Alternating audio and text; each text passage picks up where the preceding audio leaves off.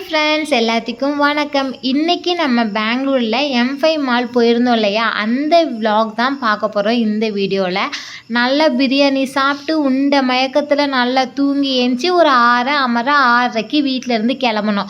4 மணி போல் தான் அண்ணனும் வந்திருந்தானா. அவன் சாப்பிட்டு முடிச்சதுக்கப்புறம் எங்களெல்லாம் அடித்து பற்றி கிளம்ப சொல்லி கிளப்பிட்டான்.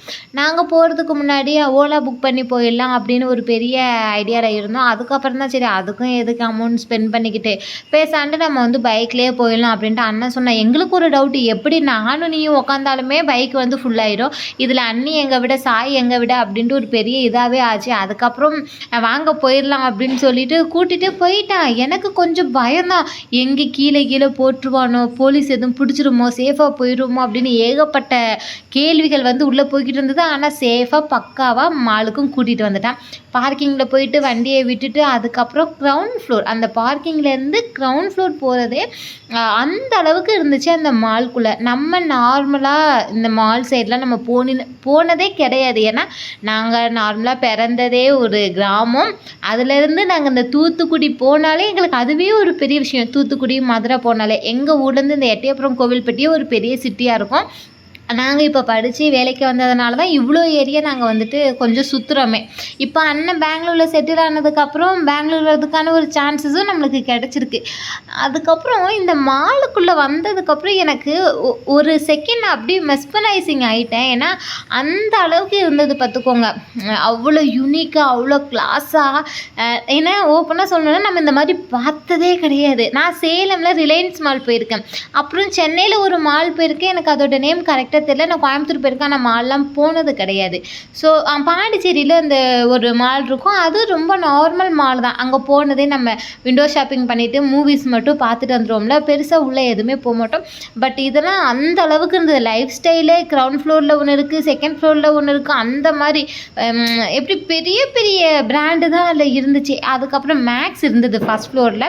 போயிட்டு லைட்டாக விசிட் பண்ணுவோம் அப்படின்ட்டு போயிருந்தோம்.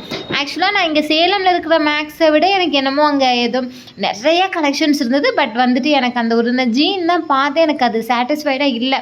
அதனால் சரி வாங்க வேண்டாம் அப்படின்ட்டு வச்சுட்டு சும்மா மேக்ஸை மட்டும் ஷாப்பிங் பண்ணலை, வாங்குற மாதிரி அப்படியே ஒரு ரவுண்ட் அடிச்சுட்டு நேராக இந்த கிட்ஸுக்கு கேம்லாம் இருக்கும் இல்லையா, அந்த செக்ஷன் வந்துட்டோம்.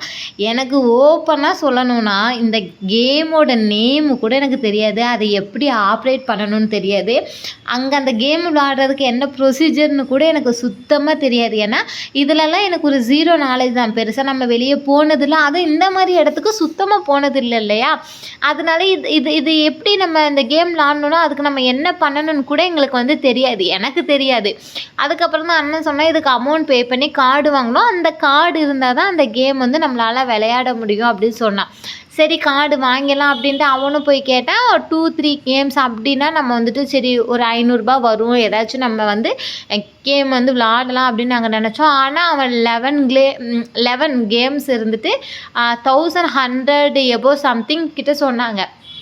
அப்போ தான் யோசித்தோம், ஏன் இந்த விளையாட்டுக்கு நார்மலாக இந்த ஒரு கிட்ஸ் விளாட்றதுக்கு எதுக்கு நம்ம அவ்வளோ செலவு பண்ணணும், அது நம்ம குடும்பத்துக்கு அது தேவையே படாது இல்லையா அப்படின்னு சொல்லிட்டு அதை நாங்கள் ஸ்கிப் பண்ணிட்டோம். ஆனால் அமௌண்ட்டே கொடுக்காம எல்லா கேம்லேயும் போய் உட்காந்து வீடியோ ஃபோட்டோஸ் மட்டும் நாங்கள் எடுத்துக்கிட்டோம்.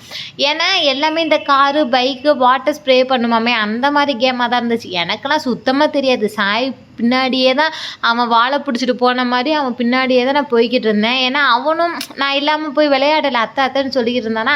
சரி போய் அவனுக்கு கம்பெனி கொடுப்போம் அப்படின்னு சொல்லிட்டு அவன் கூட தான் போய்கிட்டு இருந்தோம். அதுக்கப்புறம் அவன் கூட விளையாடுறான், இப்படி பண்ணு அப்படி பண்ணுங்க. எனக்கு அது கூட இல்லை, என்னடா ஜீரோ நாலேஜில் இப்படி இருக்குமே, இன்னும் நம்ம நிறைய கற்றுக்கணுமோ அப்படின்ட்டு அப்படியே அவன் விளையாடுறதெல்லாம் நான் அப்படியே பார்த்து ரசிச்சுக்கிட்டு இருந்தேன். ஏன்னா சாயி நாங்களாம் இந்த மாதிரி வயசில் ஊரில் எப்படி இந்த களை எடுத்து சோறு பைங்க குழம்பு வச்சு விளாண்டுக்கிட்டு சாமியாட்டம் ஆடிக்கிட்டு அப்படியே தான் விளாண்டுக்கிட்டு இருந்தான். இவன் கொஞ்சம் சிட்டி லைஃப்பில் இருக்கானா, அதனால் அவனுக்கு நிறைய தெரியுது பார்த்துக்கோங்க. போனோடனையுமே அந்த லைட்டிங்லாம் பார்த்தோன்னே கேம் விளாடணும் அப்படின்ட்டு ரொம்ப அப்படியே அந்த ஒரு க்யூரியாசிட்டி அவனுக்கு அப்படியே பார்த்துக்கோங்க, அந்த ஆர்வம் அதுக்கப்புறம் ஃபைனலாக ஒரு பைக்லாம் இருந்துச்சு. கேம் நிறைய இந்த பைக்கு காரு அப்புறம் இந்த ராட்டனம் அந்த மாதிரி தான் இருந்துச்சா. அதனால் அது எல்லாமே காசே கொடுக்காம ஓசியாக சுற்றிட்டு வந்துட்டோம். அதுக்கப்புறம் நம்ம வந்துட்டு நேராக வந்தது எதுக்கு சாப்பிட தானே. மேலே ஃபுட் கோர்ட் போகலான்னு பார்த்தா அப்பப்பப்பா ஃபுட் கோர்ட்டே அந்த அளவு இருக்குது. சேலத்தில் ஒரு ஹோட்டலில் கூட நான் இந்த மாதிரி பார்த்ததில்ல. அந்த மாதிரி இருந்தது பார்த்துக்கோங்க அந்த ஃபுட் கோர்ட். ஆனால் அதில் சாயனி 2 ரவுண்டு ஓட விட்டுட்டான். உட்காரவே மாட்டேங்கான். துருன்னு வாரான். ஒரு ரவுண்டு ஜாலியாக சுற்றிட்டேன். அடுத்த ரவுண்டு ஓடினா அதுவும் சரி மூச்சை பிடிச்சி எப்படியும் ஓடிட்டேன். 3ஆவது ரவுண்டு போனால் எனக்கெல்லாம் முடியவே அப்படியே உங்கள் அப்பனை கூட்டு போ அப்படின்னு நான் சொல்லிட்டேன். அதுக்கப்புறம் அண்ணன் தான் அவன் பின்னாடி சுற்றிக்கிட்டு இருந்தான். அதுக்கப்புறம் நாங்கள் ஆர்டர் பண்ணதும் வந்துட்டு அண்ணன் நல்லா பர்கர் கரெக்டாக ப்ரொனவுன்ஸ் பண்ணுறேனான்னு தெரில. பர்கர் அப்புறம் வந்து கோக், அதுக்கப்புறம் வந்துட்டு ஃப்ரெஞ்ச் ஃப்ரைஸ், அதுக்கப்புறம் ஒரு பீட்சாவும் ஆர்டர் பண்ணியிருந்தான். ஃபஸ்ட்டு வந்து இந்த பர்கரும் கோக்கும் தான் வந்திருந்ததா. நான் வந்து எனக்கு ஒரு பெரிய டவுட்டு, நம்ம சாண்ட்விச்சில் சாஸ் போட்டு சாப்பிடுவோம், பர்கரில் போட்டு சாப்பிட்லாமான்னு எனக்கு ஒரு டவுட்டு. அதுக்கப்புறம் எங்கள் அண்ணன்ட்ட கேட்டுட்டு போடலாமா அப்படின்ட்டு கேட்டுட்டு அவன் போடலான்னு சொன்னதுக்கப்புறம் அதை போட்டுட்டு சாய்க்கு ஒரு வாய் கொடுக்க நான் ஒரு வாய் சாப்பிட அப்படின்னு சாப்பிட்டுட்டு இருந்தோம். சீரியஸாக டேஸ்ட்டு அல்டிமேட்டாக இருந்துச்சு. நான் இங்கே சாப்பிட்ருக்கோம். ஆனால் பட் இந்த அளவுக்கு வந்துட்டு டேஸ்ட் இல்லை பார்த்துக்கோங்க. நம்ம நார்மலாக இங்கே ஷாப்பில் கிடைக்கும் இல்லையா, அதெல்லாம் நம்ம ட்ரை பண்ணியிருக்கோம். இந்த அளவுக்கு டேஸ்ட் இல்லை. ஆனால் டேஸ்ட் வந்து வேறு மாதிரி இருந்துச்சு. நான் ஃபுல்லாகவே சாப்பிட்டேன். ஒரு பர்கர் ஃபுல்லாகவே நான் சாப்பிட்டேன்னா அந்தளவுக்கு டேஸ்ட்டு சூப்பராக இருந்துச்சு. ஃப்ரெஞ்ச் ஃப்ரைஸ் வந்ததுக்கப்புறம் நானும் சாயும் சண்டை போட்டுக்கிட்டு ஃப்ரெஞ்ச் ஃப்ரைஸ் சாப்பிட்டுக்கிட்டு இருக்கும்போது சாஸா மயோனஸா ஏதோ தெரியல, அவனோட அந்த கார்னர் லிப்பில் வந்துட்டு இருந்துச்சு. அதை வேகமாக எடுத்து டிஷ்யூவில் வைப் பண்ணுறான். இந்த வயசு நாங்களாம் சின்ன வயசில் நான் அப்போ எங்கள் அண்ணன்ட்ட சொல்லியிருக்கேன், இந்த வயசில் நம்மளுக்கு பீட்சா பர்கர்னால் என்னென்னு கூட தெரியாது. ஆனால் பாரு இவன் எவ்வளோ அழகாக சாப்பிட்றான் அப்படின்ட்டு. நாங்களாம் சின்ன பிள்ளையாக இருக்கச்சில பீட்சா சாப்பிட்ணுன்னு ஒரு டைம் ஆசையாக இருந்தேன். அக்கா கேட்டிருந்தான். அப்போ என்னுடைய 3ஆவது தூத்துக்குள்ளே படிச்சுக்கிட்டு இருந்தான்.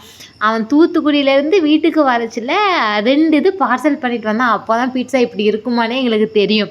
அது அரௌண்ட் நாங்கள் ஒரு 7th 8th அந்த டைமில் தான் எங்களுக்கு வந்து தெரியவே தெரியும். இது நண்டு மாதிரி இருந்துக்கிட்டு பீட்சா கூடு, பர்கர் கூடு, அது கூடு, இது கூடுன்னு அதை சாப்பிட்டுக்கிட்டு அந்த ஜூஸ் குடிச்சிக்கிட்டு அவ்வளோ நல்லா ஹாப்பியாக இருந்தான். நல்லா அவனோட லைஃப் ஸ்டைலே வேறு மாதிரி இருந்துச்சு. அவனையே பார்த்து ரசிச்சுக்கிட்டு அந்த டைம் போனதே தெரியல. அதுக்கப்புறம் வயிறு முட்டை சாப்பிட்டுட்டு வீட்டுக்கு போகலாம் அப்படின்ட்டு கிளம்புனோமா.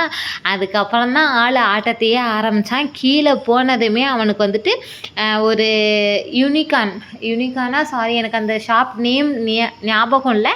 கொரியன் பிராண்டு அந்த பிக்காச்சோ அந்த சின்ன சின்ன விளையாட்டு பொருள்லாம் இருக்கும் இல்லையா, அந்த ஷாப்பை பார்த்துட்டு எனக்கு அந்த பிக்காச்சோ வேணும் அப்படின்ட்டு அடம் பிடிக்க ஆரம்பிச்சிட்டான். அதனால் அத்தை போன கடமைக்கு அதனாலும் வாங்கி கொடுக்கணுமேன்னு சொல்லிட்டு பிள்ளைக்கு பிக்காச்சு வாங்கி கொடுத்துட்டு அதையும் பையில் போட்டு எடுத்துக்கிட்டு எல்லோரும் ரிட்டன் வீட்டுக்கு போயிட்டோம். போகிற வழியில் 10 ரூபாய் டீ கடையில் டீ நல்லாயிருக்கும் அப்படின்னு அண்ணன் சொன்னேன். சரி போகலாம் அப்படின்ட்டு அங்கே போயிட்டு நாட்டு சக்கரை போட்டு நல்ல ஒரு இஞ்சி டீ சூப்பராக குடிச்சிட்டு ரிட்டன் வீட்டுக்கு போயிட்டோம். நெக்ஸ்ட் டே நான் ஊருக்கும் நான் கிளம்பிட்டேன். இந்த டே இப்படி தான் போச்சு. இந்த வீடியோ பிடிச்சிருந்தது அப்படின்னா மறக்காமல் நம்ம சேனலை சப்ஸ்கிரைப் பண்ணி சப்போர்ட் பண்ணுங்கள்.